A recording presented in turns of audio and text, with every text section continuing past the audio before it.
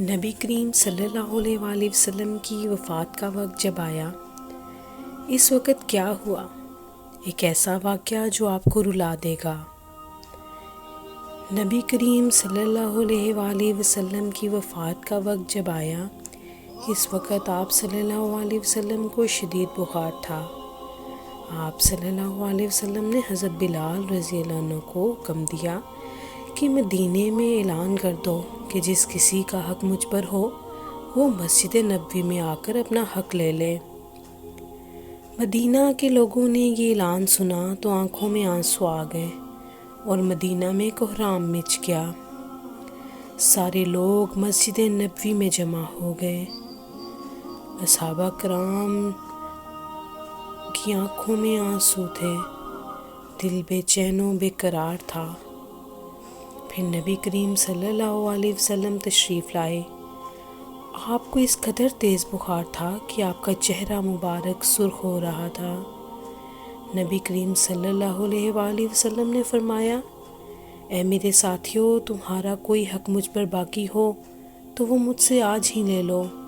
میں نہیں چاہتا کہ میں اپنے رب سے قیامت میں اس حال میں ملوں کہ کسی شخص کا حق مجھ پر باقی ہو۔ یہ سن کر صحابہ کرام رضوان اللہ کا دل تڑپ اٹھا۔ مسجد نبوی میں آنسوؤں کا ایک سیلاب بہہ پڑا۔ صحابہ کرام رو رہے تھے لیکن زبان خاموش تھی کہ اب ہمارے آقا ہمارا ساتھ چھوڑ کر جا رہے ہیں۔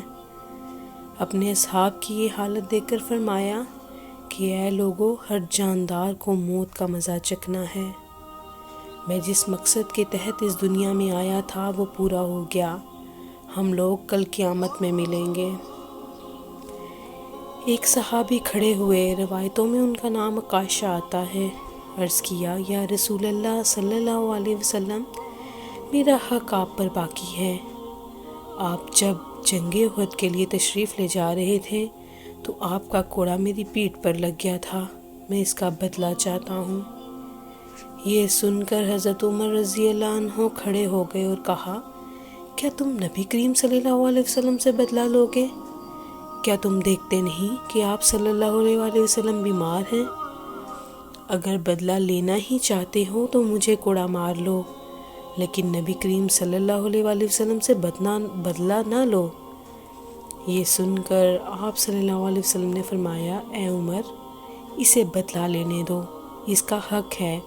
اگر میں نے اس کا حق ادا نہ کیا تو اللہ کی بارگاہ میں کیا منہ دکھاؤں گا؟ اس لیے مجھے اس کا حق ادا کرنے دو۔